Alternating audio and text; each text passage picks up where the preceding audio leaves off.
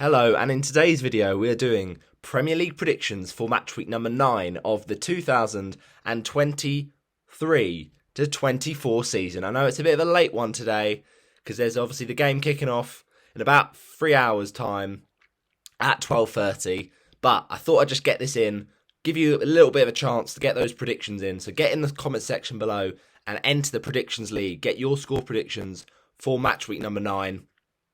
There are some fascinating games this weekend, and I will just say it's my birthday weekend as well, so it's birthday on Sunday. Let's hope these games serve up plenty of celebrations and, gift-wrapped presents. Let's have a little look at some of these matches because there are some tasty ones to sink our teeth into. So if you go on to enjoy the video, smash a like on it, really does help me out, and make sure you hit that subscribe button. We're not that far off, around getting up to that nice 300 mark for subscribers. So yeah, let's just keep pushing towards that. Would really appreciate it. And yeah, we're back once again with a Premier League predictions video. We'll quickly look at how we got on in the last round of predictions before, a few weeks ago when we were predicting. It's been a few weeks now, but as I said, I've been a busy man at uni. I've got to do my thing, and I've come back this weekend, so back in action for this week. And yeah, I might have done a few YouTube videos, to be honest, and a few predictions, but to be honest, I've forgotten what I said in those videos. So if I just look back, for instance, how I did in match week 6, which I think was the last video I did predicting the games, I ended up on 23 points in that week, so not a bad week, but it could have been a lot better. We got a couple of correct scores in there. 2-1 win for Man United against Burnley, 2-0 win for Brighton against Bournemouth. That was at least correct goal differences, sorry. But then we, of course, got Liverpool 3, West Ham 1. That was a bang-on score. So if we can get some more bang-on scores, that would be much appreciated. Let's see how we do in match week number 9. First up, we've got Liverpool against Everton. Now, Liverpool-Everton, Merseyside derby, kicking off in a few hours' time. Do I think this is going to be a one-sided game? Probably, but I will just say fair play to Everton because recently they've actually not been that bad. I mean, the last few seasons they've been awful, but they did get that really good win against Brentford. They also, coupled that with a result in the Cup, I think. But then obviously their recent game was a really good performance against Bournemouth. Granted, it was Bournemouth who, under Andone Iraola haven't really got going yet. But, Everton did show a bit of, for once, willingness to go forward and score more goals, and a bit of ruthlessness shown in front of goal for them. So Jack Harrison's a big, player for them. He got his first goal against Bournemouth, so wonder if he will be the key man for Everton in this game. Obviously, he scored, I think it was his first Premier League goal, playing for Leeds United in a 4-3 thriller at Anfield back in 2020. So, yeah, he'll have fond memories. Obviously, he'll want to make himself an Everton hero in this big rivalry. But I don't think it'll be as, easy as people make out. Liverpool, they have been really good this season. They've really clicked into that gear in the midfield. And I think they will win this one. But I would not be surprised to see Everton score because, as I said, recently Everton's been a bit better. Calvert-Lewin's actually been fit and, scored a couple goals, the last kind of few weeks, but not exactly a goal machine. But still, I think Liverpool defence has been a bit leaky, and with the injury that could be around about 10 weeks, it could be a really big one for Andrew Robertson after Andy got injured for Scotland. Obviously, well done to Scotland qualifying for the Euros, but a big blow for Liverpool. So Kostas Tsimikas, you would imagine, will come in for the Scot. But obviously that's a big change because Tsimikas has not had many minutes in his legs.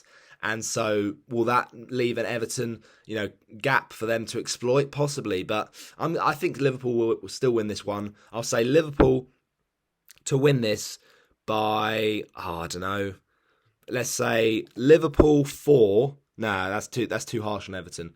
No, I think Liverpool will score a couple goals. Will they score 3?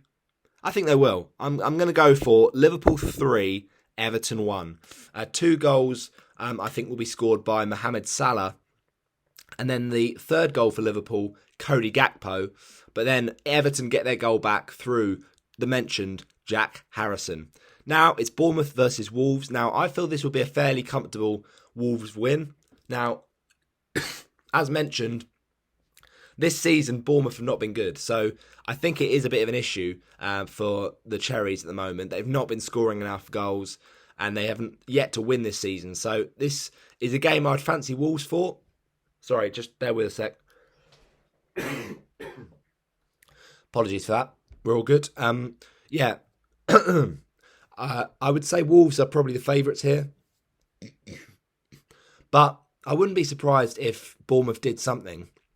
But I would just say Bournemouth 1, Wolves 2, I think. Yeah, 2-1 to the Midlands club, with goals in this one from, let's say, both come from Hwang Hee-chan for Wolves. The goal for Bournemouth, we'll say a little bit of, I don't know, David Brooks. All right, next up, we've got a game between Brentford and Burnley. Now, of course, both of these sides are very much out of form, so that's a big game for both of them, really. I mean, Brentford, since that injury to Rico Henry, have just not really recovered defensively. And all season, to be honest, Mark Flecken has just not been great in goal. But he obviously missed out last week with appendicitis, and Strakosha, to be honest, didn't have the best of games. I mean, one of those goals from McTominay probably should have saved. So it's not looking good, really, for Brentford at the moment. But this is a good fixture, so you would hope they would win this one. Burnley have struggled. You know, their style of play is very ambitious, playing out from the back, but obviously you can't always do that in the Premier League. You will get found out at some point. But to be honest, Lyle Foster I've been really impressed by, so maybe Burnley will score here. I'm not quite sure, but I feel Brentford won't win, massively. They never batter teams, Brentford, but I'll go for Brentford 1, Burnley 0. And the only goal of the game, I reckon, will be from a bullet header from a former Burnley man. Yes, it's written in the stars, Nathan Collins. Next up, we've got Man City Brighton. Now, I think this is a tough game for Brighton because defensively they've not been great this season, it's got to be said.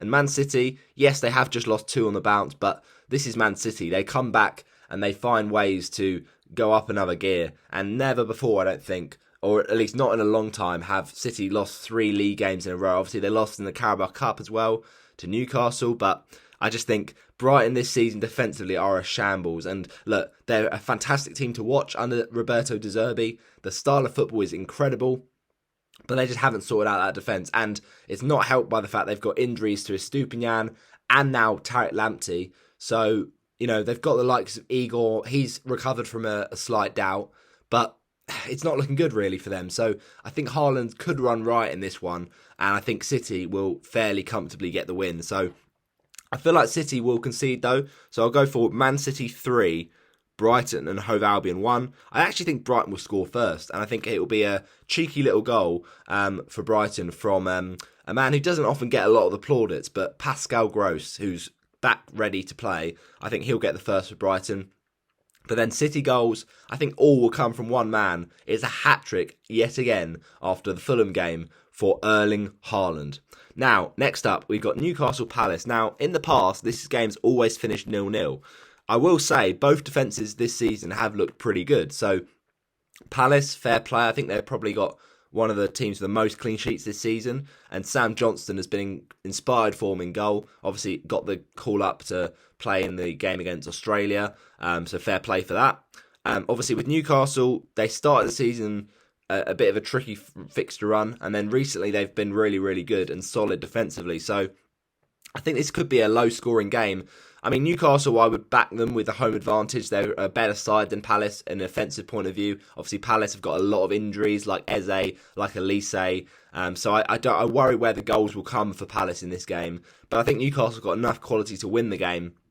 So I'll go for Newcastle 1, Crystal Palace 0, and the only goal coming from Anthony Gordon to win the game in a tight one. So yeah, we're a couple 1-0 so far. Next up, it's Forest against Luton. Now this could be also a 1-0 because, I mean, there was a game that was possibly going to be called off. We haven't had any confirmation yet from Forest or the Premier League that will be the case. It's a 3 o'clock kickoff. Obviously, there was torrential rain on Friday in some areas of near Yorkshire, near that kind of Lincolnshire, Leicestershire area near Nottingham. And so, obviously, it's not helped by the fact that you got the River Trent and so the banks are going up high and kind of caving in a little bit, and so there was a lot of flooding around the Nottingham area.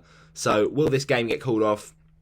Well, there's some questions about it. I think it's more likely it doesn't than it does get called off. But we'll have to see. Obviously, The Athletic did report that they think it won't be an issue, and Forest will try and get this game going ahead. But I just hope there's safety when it comes to fans trying to get to the game. But anyway, I think this will go ahead, and I think Forest will get the victory. Luton away from home have been pretty toothless, really. So although they got that win against Everton, I think that was a one-off. I'll say Forest to win this, though. 1-0 yet again, and I think this time the goal for Forest won't come from Gibbs White. It won't come from Awoniyi, because he's still out injured. Instead, I think it'll be a nice little centre-back goal for Willy Bolly.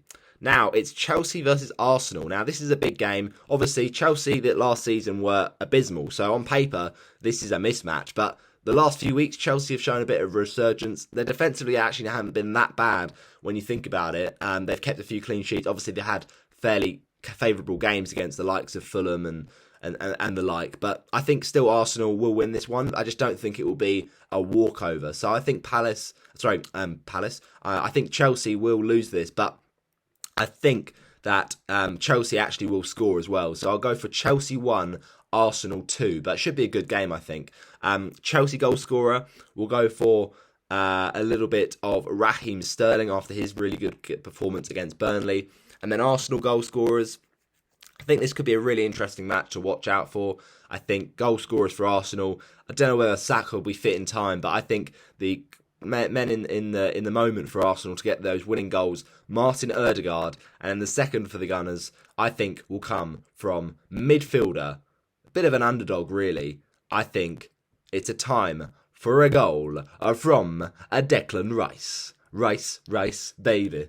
Right, next up is Sheffield United versus Manchester. He's not really underrated, is he? Well, you know what I mean. He's not an attacker, so he gets less credit, I think. Anyway, Sheffield United, Manchester United. I do feel this will be a game that Man United win. If they don't, then they are an embarrassment. Ultimately, this season has been awful for Manchester United, and this is a game that on a play has to be 3 points. And to be honest, I'd say have to be a clean sheet, because Andre Onana, since he's come in, has not been good. And so this has got to be a game he would have fancied a clean sheet, because Sheffield United have been so blunt, to pardon the pun. I mean, look, Archer's come in and he did well against Everton, but that was pretty much all he's done. So I feel that Sheffield United, maybe they can get at this United defence, because there's been a lot of injuries. Obviously, the likes of Casemiro is also not going to be available for this one, so maybe that means Bruno drops a bit deeper for this game. We're not sure, but I think United still win this. I'll say Sheffield United 0, Manchester United 2. A probably comfortable but not massively emphatic win. And then goals for Manchester United. I think first a goal for Victor Lindelof, and then the second for the Red Devils will go for Rasmus Højlund. And then the last couple of games, on my birthday, yes, hopefully it's a nice birthday treat of a match to watch. It's Aston Villa West Ham. Now, I feel this will be a game that could be entertaining, because they're two very well matched sides, and I just think these are great teams on offer. So I think Villa actually will get the victory here, because with the home advantage, I've been really impressed by Unai Emery's side this season. But I think West Ham will definitely score. So I think it will end Aston Villa 3, West Ham United 1. I think Villa's first goal from Matty Cash will open the scoring for them, but then West Ham do get an equaliser, and I think this time it will come from Lucas Paqueta. But the following goals in the game from Aston Villa, the second for the Villains from Ollie Watkins, and then the third for Aston Villa, I think will come from their midfielder, John McGinn. Right, those are my predictions for the Saturday and Sunday games. 3-1 to Villa. Finally, we round things off with Spurs against Fulham, a London derby to whet your appetite on Monday. And I think this is a game that Spurs should feel fairly comfortable. Obviously, they're top of the league as it stands after the first 8 weeks of the season. And with, the international break, there were some worries about, Spurs players like Romero and Son coming back, whether they would be fit for this one. They look good, though, to be ready for this. And obviously, this is another team in Fulham that play that low block. So I wonder how Spurs will find a way to get around this Fulham defence. But I think, ultimately, Spurs should be fairly comfortable still in winning this game. And I think that Son will get on the score sheet. So I'll say Spurs 2, Fulham nil. I don't think Spurs will wipe the floor with Fulham, but I would expect a result. And actually, maybe I could see a late Fulham consolation or something, but we'll have to see. I think, though, ultimately, it will be 1 goal from Son Heung-min and 1 goal from James Maddison. So those are my predictions for match week number 9 of the 2023-24 season. I hope you have enjoyed. Get your score predictions in the comment section below. I'll be fascinated to know what you're saying for the match week 9 fixtures, because there are some juicy games in there. You've got the Merseyside derby, you've got a London derby on Monday night, you've got another London derby in the Saturday evening game, and of course a must-win match really for Manchester United if they are to turn their absolute abysmal start to the season around. They obviously beat Burnley, but, you know, maybe this is their level. I don't know. But the point is, they have to be winning 3 points. No ifs, no buts. We'll have to see how that one pans out. But thanks for watching. I'll see you in the next one. Bye-bye.